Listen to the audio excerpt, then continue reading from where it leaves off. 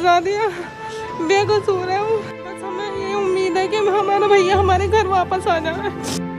दोस्तों, social media के जरिए से आपने सऊदी अरब की एक खबर तो जरूर देखी और सुनी होगी। आपको पता ही होगा कि मेरठ का रहने वाला जेद सऊदी में पैसा कमाने के लिए गया था और वहां पर जाकर ड्राइवरी का काम करने लगा था। लेकिन फिर कुछ दिनों के बाद में उसे नशीले पदार्थ की तस्करी के मामले में गिरफ्तार कर लिया गया और उस पर केस चलाया गया। लेकिन अब जाकर सऊदी कोर्ट ने जेद को मौत की सजा का फैसला सुना दिया है। यानी कि कुछ दिनों के बाद में जेद को सऊदी अरब में सर कलम कर दिया जाएगा। आज की इस वीडियो में हम आपको इसकी पूरी सच्चाई जेद की जुबानी ही बताने वाले हैं। यानी कि दरअसल जेद के साथ सऊदी अरब में क्या हुआ था, उसे सऊदी अरब में किस तरह से फंसाया गया है और फिर किस तरह से सऊदी पुलिस ने उसे गिरफ्तार किया था, और साथ ही सऊदी कोर्ट ने जेद की फांसी की जो तारीख मुकर्रर की है उसके बारे में भी हम आपको बताने वाले हैं। पूरा वीडियो देखकर यकीनन आपकी भी आंखों में आंसू आ जाएंगे। इसलिए आज का ये वीडियो आप सभी के लिए बहुत खास है। आप इंसानियत के नाते इस वीडियो को आखिर तक जरूर देखें। और सबसे पहले, अगर आप भी जेद की सजा को माफ कराना चाहते हैं तो आप इस वीडियो को दिल से एक लाइक जरूर कर दें और मेहरबानी करके शेयर भी कर दें कि ये वीडियो हमारे देश के प्रधानमंत्री और गृह मंत्रालय तक भी पहुंच जाए और जेद की कुछ मदद हो सके। तो चलिए दोस्तों, शुरू करते हैं। दोस्तों, सऊदी कोर्ट की तरफ से जब जेद को फांसी की सजा सुना दी जाती है, जब सजा मुकर्रर हो जाती है, जब डेट और टाइम फिक्स हो जाता है, तो इसके बाद जेद ने अपने घर वालों के नाम और तमाम भारतीयों के नाम पर एक खत लिखकर भेजा है। और उस खत में लिखकर जेद ने जो कुछ बताया है वो वाकई में बहुत ही ज्यादा दिल को दहला देने वाला है, जो बहुत ही ज्यादा दिल को झकझोर देने वाला है। लिहाजा आप इस वीडियो को बगैर स्किप किए आखिर तक गौर से जरूर देखना। दोस्तों, जेद ने अपने खत में लिखा कि मेरा नाम जेद जुनैद है। आज सऊदी अरब के जद्दा शहर में मेरी मौत की तारीख फिक्स हो गई है। मेरे बारे में तो आप सब लोग जानते ही होंगे, लेकिन मैं आपको बता दूं कि मेरे बारे में आपको जो कुछ भी बताया गया है वो सब गलत जानकारी है। यानी कि मेरे बारे में आपको गलत इंफॉर्मेशन दी गई है। आज मैं आपको अपनी पूरी सच्चाई बताना चाहता हूं कि उस दिन, मतलब कि 15 जनवरी 2023 के दिन आखिर मेरे साथ में क्या हुआ था, सऊदी पुलिस ने मुझे क्यों गिरफ्तार किया था और फिर मुझे किस तरह से वहां पर फंसाया गया। जानकर यकीनन आपकी आंखों में भी आंसू आ जाएंगे। दोस्तों, जेद जुनैद कहता है कि मैं उत्तर प्रदेश के मेरठ जिले का रसोटी गांव से हूं। मेरे परिवार में मेरी मां, मेरे वालिद साहब जिनका नाम मोहम्मद जुबैर है, मेरी बीवी रिहाना और मेरे 2 छोटे छोटे बच्चे हैं और हम 7 भाई और 2 बहनें हैं। मैं अपने भाइयों में दूसरे नंबर का बड़ा भाई हूं। मेरी उम्र 36 साल है। मेरे 2 भाई पहले से सऊदी अरब में ड्राइवरी का काम किया करते थे और एक छोटा भाई है, वो पुलिस की तैयारी कर रहा था। फिर जब मेरी शादी हो गई और 2 मेरे बच्चे हो गए तो मेरा भी सऊदी अरब में जाने का मन हुआ। इसलिए फिर मैंने अपने भाइयों से कहकर अपना भी सऊदी अरब का वीजा मंगवा लिया था। ये बात 2018 की है। फिर मेरा मेडिकल भी हो गया और सऊदी अरब का वीजा भी लग गया। मेरा वीजा एजे ड्राइवर ट्रांसपोर्ट कंपनी में लगा जिसका नाम अल साली मोहम्मद था। उसमें 25,000 तनख्वाह की एवज में मैं नौकरी करने लगा। शुरू में तो सब कुछ अच्छा चला, लेकिन फिर इस तनख्वाह से गुजारा कर पाना अब मेरे लिए काफी मुश्किल होने लगा था। इसलिए फिर मैंने उस ट्रांसपोर्ट कंपनी से रिजाइन दे दिया और दूसरी कंपनी में जाकर शिफ्ट हो गया जिसका नाम अल जफर कंपनी था। अब मुझे उस कंपनी में अच्छी सैलरी मिलने लगी थी और ओवर टाइम के साथ साथ कभी कभी मुझे टिप भी मिल जाया करता था। अब मैं उस कंपनी में बहुत ज्यादा खुश था। और फिर जब मैंने अपने घर वालों को इस नई कंपनी और इस तनख्वाह के बारे में बताया तो वो भी बहुत ज्यादा खुश हुए। अब सऊदी अरब में मेरे लिए सब कुछ अच्छा चल रहा था, लेकिन शायद मेरी किस्मत में कुछ और ही लिखा था। इसलिए फिर एक दिन मेरी गाड़ी का एक्सीडेंट हो गया और वो एक्सीडेंट इतना ज्यादा भयंकर था कि जिसमें मेरी गाड़ी पूरी तरह से डैमेज हो गई। लेकिन अल्लाह का शुक्र है कि मैं उस एक्सीडेंट में बच गया। लेकिन फिर जब मेरे मालिक को इस बारे में पता चला तो उसने मुझ पर बहुत ज्यादा गुस्सा किया और मुझ पर केस भी कर दिया और मुझसे अपनी गाड़ी का हर्जाना भरने को कहने लगा। और वो हर्जाना मेरे लिए इतना ज्यादा बड़ा था कि अगर मैं जिंदगी भर भी उसके यहां पर काम करता तब भी मैं उसकी गाड़ी का वो हर्जाना नहीं भर पाता। इसलिए अब मैं वहां पर बहुत ज्यादा टेंशन में आ गया था, क्योंकि अब मेरे पास में कोई और रास्ता नहीं बचा था। खैर, इसके बाद एक दिन मौका देखकर उस कंपनी को छोड़कर मैं वहां से भाग गया और एक दूसरी जगह पर जाकर रहने लगा। वहां पर रहते रहते मेरा एक दोस्त बन गया था जो पाकिस्तान से था। फिर उसने एक दिन मेरी मुलाकात एक लोकल पुलिस वाले से करवाई, जिसको मैंने अपनी पूरी आपबीती बता दी। मेरी बातें सुनकर वो पुलिस वाला मुझे तसल्ली देते हुए कहने लगा कि तुम फिक्र मत करो, मैं तुम्हारा केस रफा दफा करवा दूंगा। इसके बाद उस पुलिस वाले ने मुझे खाना खिलाया और फिर मुझे कुछ पैसे भी दिए। वो सऊदी पुलिस वाला मेरे लिए एक फरिश्ता बनकर आया था, इसलिए अब मुझे लगने लगा था कि शायद अब सब कुछ ठीक हो जाएगा। खैर, इसके बाद उस सऊदी पुलिस वाले ने ड्राइवरी की नौकरी पर मुझे रख लिया। अब मुझे उसके बारे में कुछ भी मालूम नहीं था, सिवाय इसके कि वो एक पुलिस वाला है। फिर वो मुझे कई बार अपने घर भी लेकर गया और मुझे खाना वगैरह भी खिलाया, और अब मुझे उसके पास में काम करते करते करीब 1 साल हो गया था।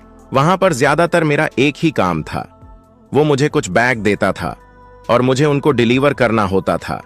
अब उन बैग्स में क्या होता था ये मुझे नहीं मालूम होता था, बस मुझे इसके बदले में अच्छे खासे पैसे मिलते थे, इसलिए मैं खुशी खुशी से ये काम उसका करता जा रहा था। और इसके अलावा मेरे लिए ये काम करना जरूरी भी था, क्योंकि मेरे सर पर एक सऊदी अधिकारी का साया था, यानी कि मैं उस सऊदी पुलिस वाले की वजह से बचा हुआ था। हालांकि मुझे कई बार उस पुलिस वाले पर शक भी हुआ था और मैंने सोचा भी था कि मैं इन बैग्स को खोल कर देखूं कि इनमें क्या है, लेकिन फिर मुझे लगा कि ये तो एक पुलिस वाला है और पुलिस वाला खुद यहां पर कुछ गलत नहीं कर सकता है। बस यही सोचकर फिर मेरी कभी भी उन बैग को खोलकर देखने की हिम्मत नहीं हुई। दोस्तों, जेद जुनैद इसके आगे कहता है कि अब आया 15 जनवरी 2023 का दिन। उस दिन उस पुलिस वाले ने मुझे 2 नायलॉन के बैग दिए और एक एड्रेस दिया और मुझसे कहा कि तुझे इन दोनों बैग को फलां जगह पर डिलीवर करना है। इसके बाद में उन बैग्स को लेकर घर से रवाना हो गया। अभी मैं घर से कुछ ही किलोमीटर चला था कि मैंने देखा कि बहुत सारी पुलिस की गाड़ियां मेरे पीछे लगी हुई हैं। फिर कुछ ही देर के बाद उन सारी गाड़ियों ने आकर मुझे घेर लिया। ये देखकर मैंने फौरन गाड़ी को रोक दिया। मैं समझ चुका था कि पहले वाली कंपनी में जो मेरी गाड़ी का एक्सीडेंट हुआ था, उसी केस की वजह से मुझे पकड़ा जा रहा है। फिर मुझे उन पुलिस वालों ने गाड़ी से बाहर निकाला और मेरी जेब की चेकिंग करनी शुरू कर दी। फिर इसके बाद उन्होंने मेरी गाड़ी को भी चेक करना शुरू कर दिया। अब पीछे वाली सीट पर वो बैग रखी हुई थी, उनको खोलकर वो देखने लगे। अब जैसे ही उन्होंने बैग को खोलकर देखा तो उनको कपड़ों के बीच में कुछ पैकेट मिली, जिनमें सफेद कलर का कुछ पाउडर जैसा था। उनको देखकर पुलिस वालों ने मुझसे कहा कि क्या तुम नशीला पदार्थ सप्लाई करते हो? इतना सुनते ही मैं हक्का बक्का रह गया। मेरे पैरों तले से जमीन खिसक गई। मैं थर थर कांपने लगा था। मुझे कुछ भी समझ नहीं आ रहा था कि ये लोग मुझसे क्या कह रहे हैं, लेकिन फिर मुझे सब कुछ समझ में आ गया था कि उस पुलिस वाले ने मेरी इतनी ज्यादा मदद क्यों की थी। वो मेरे लिए कोई फरिश्ता नहीं, बल्कि वो मेरे लिए मौत बनकर आया था। फिर मैंने उन पुलिस वालों को बताया कि इसमें मेरी कोई गलती नहीं है, मैं तो ड्राइवरी का काम करता हूं। मेरे मालिक ने ये सब कुछ गाड़ी में रखा है और मुझे वहां तक पहुंचाने को बोला है।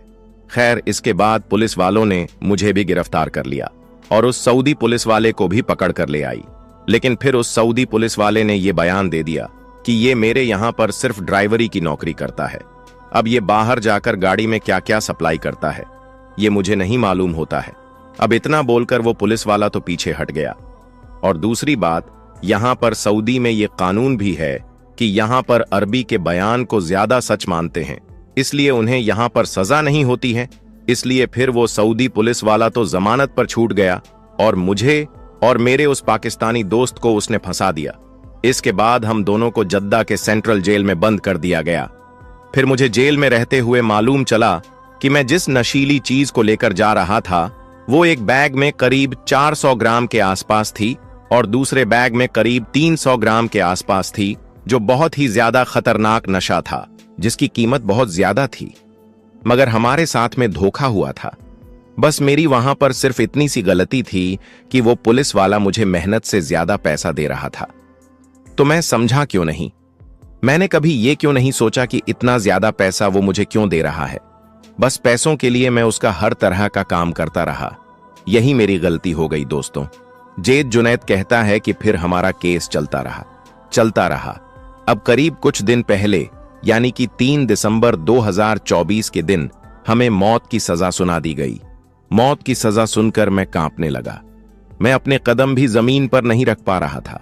इसके बाद यहां से मेरे घर वालों के नाम एक लेटर भेजा गया जिसमें बताया गया कि आपके बेटे को सऊदी अरब में नशीली चीज की तस्करी के मामले में मौत की सजा सुनाई गई है। अब अगर आप चाहे तो जल्द से जल्द नई दिल्ली में मौजूद सऊदी शाही दूतावास में जाकर किंग सलमान बिन अब्दुल अजीज के नाम पर दया याचिका कर सकते हैं। लेटर को पढ़कर मेरे घर वालों की हालत बहुत ज्यादा खराब हो गई। उन सब का रो रो कर बुरा हाल होने लगा। अब मैं ये खत आप सब भारतीयों के नाम लिख रहा हूं और आपको बता रहा हूं कि आप हमेशा याद रखना, आप भले ही कम कमा लेना, लेकिन कभी भी अपने घर को छोड़कर के विदेश में मत जाना। अब घर में मेरी बीवी है, मेरे छोटे छोटे बच्चे हैं, उनका रो रो कर बुरा हाल हो रहा है और मेरे घर वाले चाहकर भी मेरी मदद नहीं कर पा रही है। बस वो रोए जा रही है और मेरे मरने का इंतजार कर रहे हैं। सच में दोस्तों, जेद जुनैद की ये दर्द भरी कहानी सुनकर रोना आ गया।